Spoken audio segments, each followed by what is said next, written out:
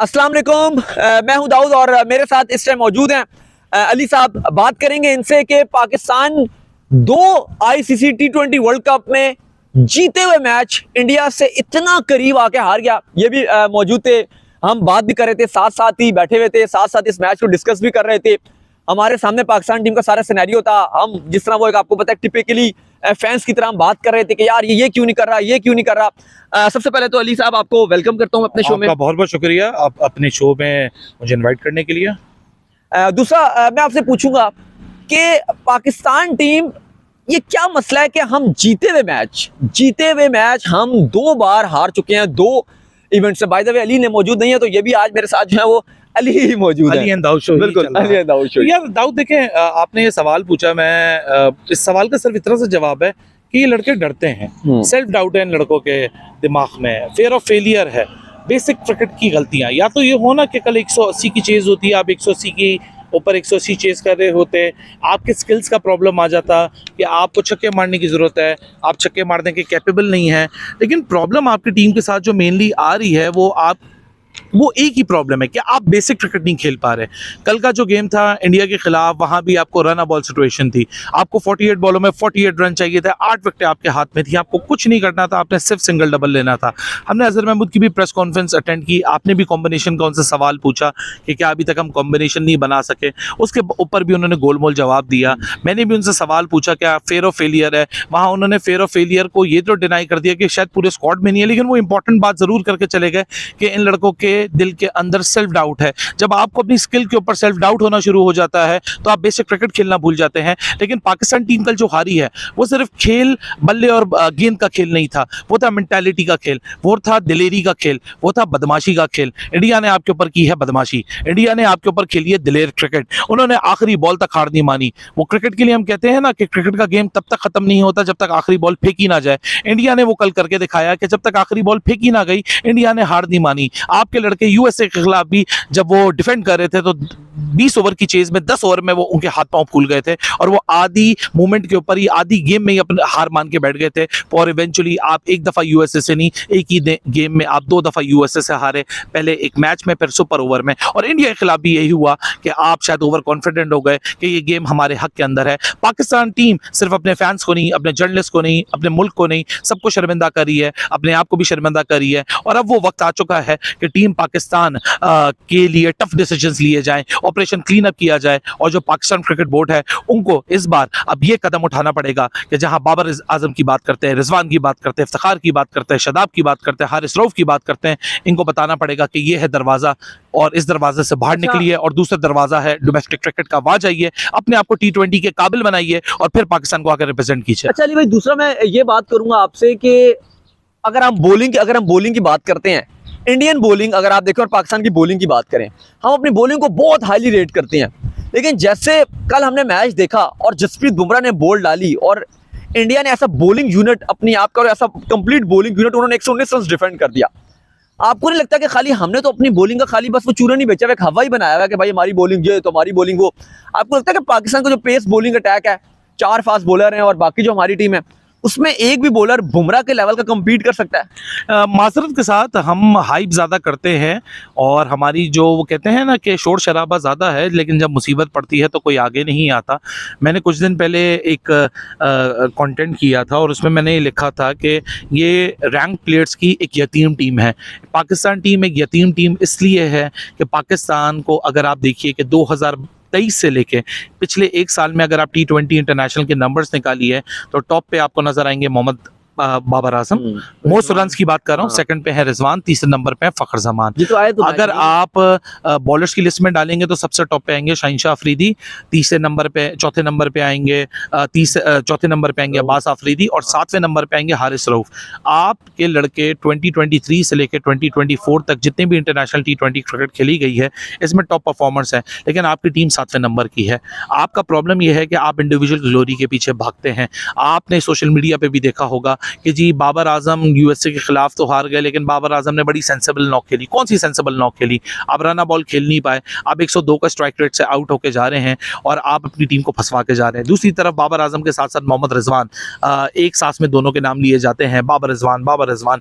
रिजवान साहब कल 70 के स्ट्राइक रेट पे, अगर 70 का स्ट्राइक रेट और 102 के स्ट्राइक रेट से अगर आप ये समझते हैं कि आपकी क्रिकेट इसी तरह चलेगी, तो इससे बेहतर है कि आप इन सबको फारिग करें, नए बच्चों को लेकर आएँ। 10 वो मैच हारेंगे, जलील ये भी करा रहे हैं, जलील वो भी कराएंगे, लेकिन 11वें मैच से शायद वो जीतना शुरू करेंगे और फिर वो पलट के पीछे नहीं देखेंगे।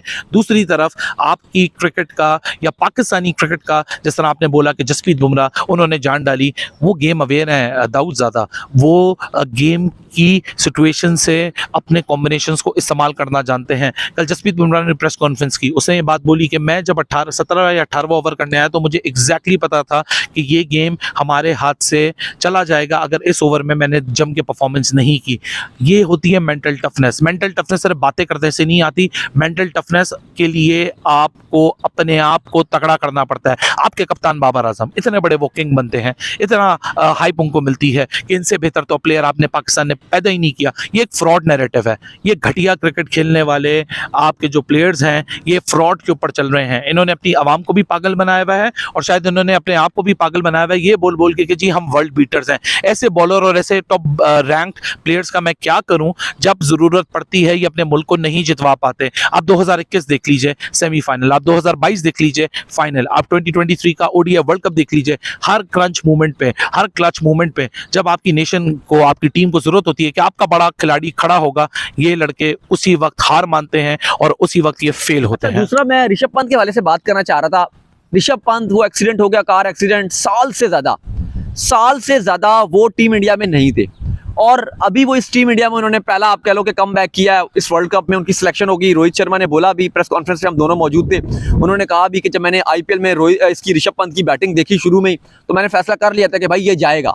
उन्होंने वहां पे क्लियर बताया कि जब मैंने इसके कुछ ही मैचेस देखे थे तो मैं फैसला कर चुका था कि भाई पंत मेरी फर्स्ट चॉइस होगा और तीसरे नंबर पे होगा। हाँ, और अभी उस टाइम तो वो तो चलो, उस टाइम तो अभी तक उसने पाकिस्तान वाली नॉक भी नहीं खेली थी, लेकिन जिस तरह से उसने नॉक खेली है ऋषभ पंत ने, एक भी हमारा प्लेयर ऋषभ पंत के लेवल पे नहीं आया। और हम क्रिकेट खेल खेल के पागल हो गए। वो बेचारा तो 1 साल तक खेला भी नहीं क्रिकेट, आईपीएल ही बस खेला और डायरेक्ट आया। स्किल से ज़्यादा आपका माइंडसेट इंपॉर्टेंट हो जाता है। स्किल में हर प्लेयर एक दूसरे से जो इंटरनेशनल क्रिकेट मुख्तलिफ टीमों के लिए खेलता है वो 19-20 होता है। इस लेवल पे जो आके अपने मुल्क के लिए सेलेक्ट होता है वो कैपेबल ज़रूर होता है, तभी वो सेलेक्ट होता है। लेकिन जब आप बड़े मैचों में आते हो और उस पॉइंट पे आते हो कि जहां आपको अपने आप को प्रूव करना पड़ता है, आपका माइंडसेट बहुत इंपॉर्टेंट होता है।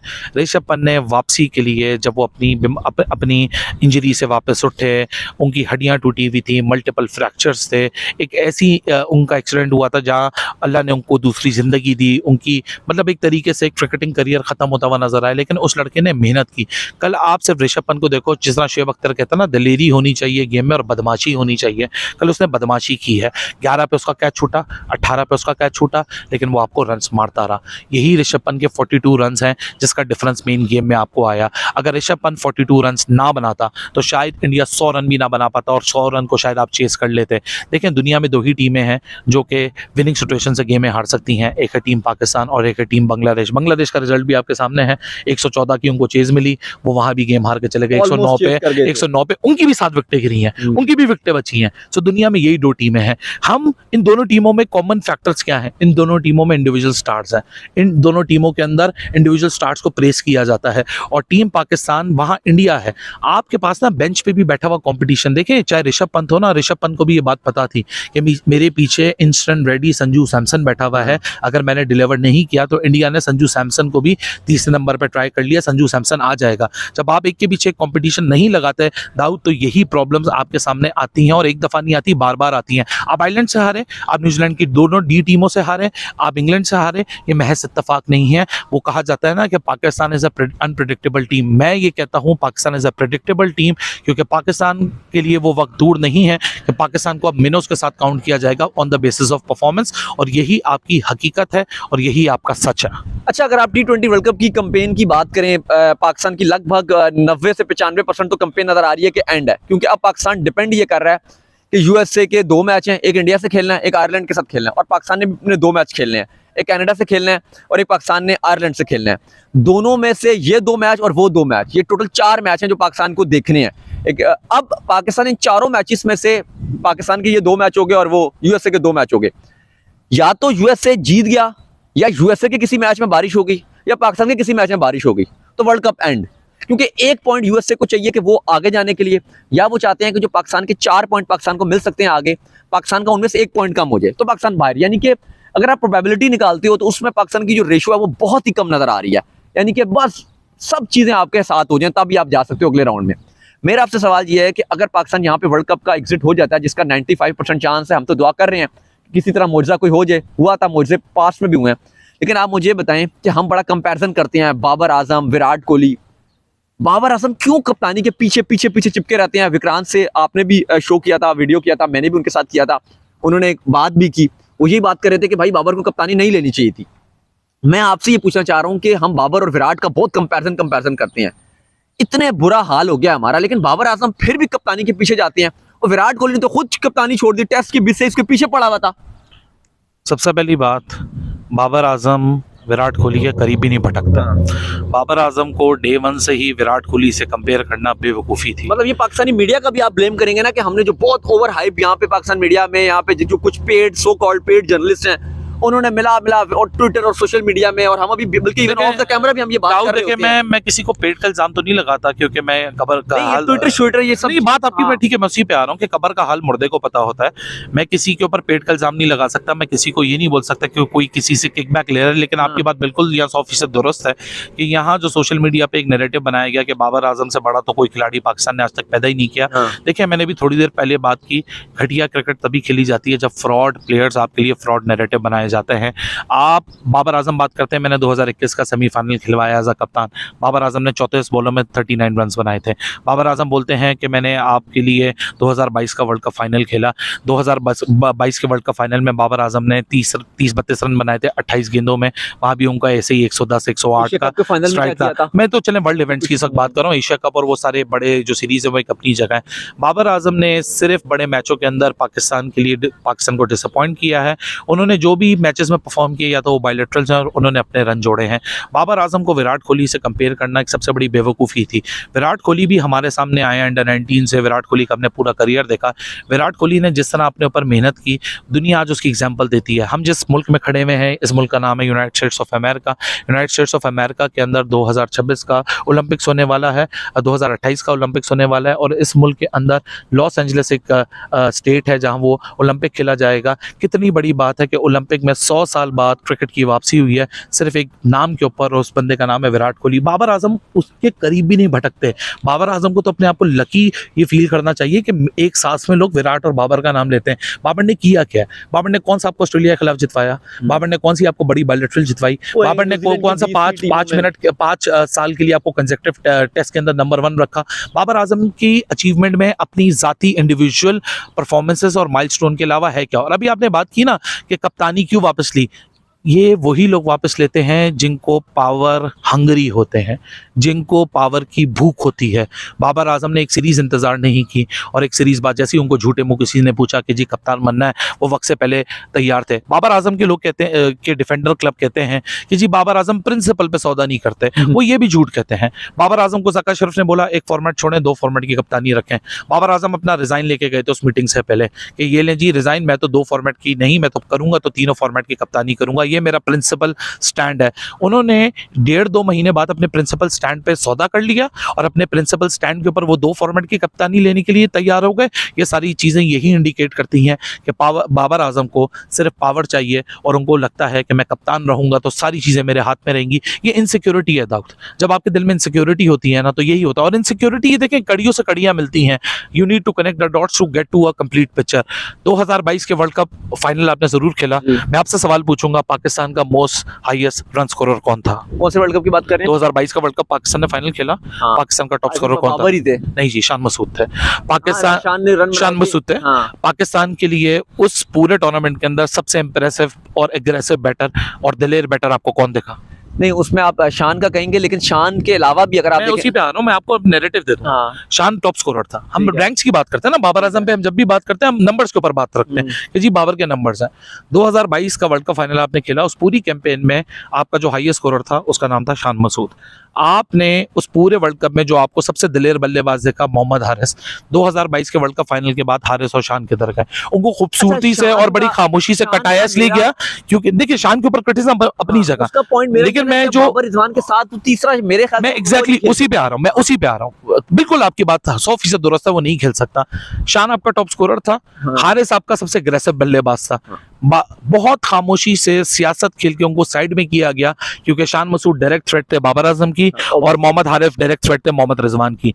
अगर वो दोनों टीम में रहते तो शायद आज 2022 के 24 में जो आज हम खड़े में इस वक्त बाबर और रिजवान आज ये पाकिस्तान के लिए point ना तो खेल रहे होते और शान और हारिस इधर जरूर ये मौजूद मैं होते हैं। अगर इमाद की तरफ भी बात लेके जाऊं तो इमाद वसीम भी जब एक टाइम पर जब इमाद को टीम से ड्रॉप किया गया था तो उस time Imad Wasim strong contender थे कप्तानी के लिए। बिल्कुल सही बात है। तो उस टाइम बाबर ने उनको कप्तानी की, वो बेचारे वो 11 से स्क्वाड से बाहर कर दिया कि भाई तू कप्तानी ले रहा है तो बाहर हो जा।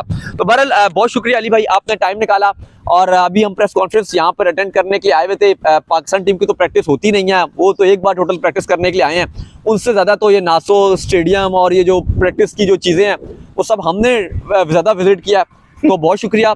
लेकिन बात यह है कि इनका भी दिल दुखा हुआ है, हम भी बात करते रहे हैं, रात को भी हम बात यही कर रहे थे, नींद भी यही कह रहे थे कि नींद भी सही तरह हमें नहीं आ रही होती है। स्टेडियम से भी ऐसे मुंह लटका के हम सारे निकले हैं और यही गाड़ी में भी यही बात करते हुए आ रहे थे। और जाहिर है ये हो गए, मैं हो गया, बाकी हो गए, हम सारे क्रिकेट फैंस हैं।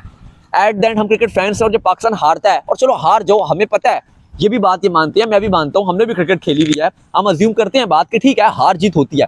लेकिन अगर आप इतनी बुरी इस वर्ल्ड कप की कैंपेन का आगाज करेंगे कि वर्ल्ड कप शुरू होने से पहले यूएसए और कनाडा आपसे ऊपर नजर आ रहे हैं, इंडिया को तो चलो हम बात नहीं करते, यूएसए और कनाडा आपसे ऊपर नजर आ रहे हैं, तो फिर हम कहाँ पे खड़े हुए हैं। चले जी, सब्सक्राइब कीजिए, आपसे मिलते हैं फिर नेक्स्ट शो में। मौसम यहाँ अलबत्ता हवा चल रही है, लेकिन अपडेट ये है कि पाकिस्तान जो कनाडा का मैच है उसमें मौसम अलबत्ता आपको क्लियर नजर आएगा। सो टिल देन अल्लाह हाफिज, बाबा, ख्याल रखिएगा।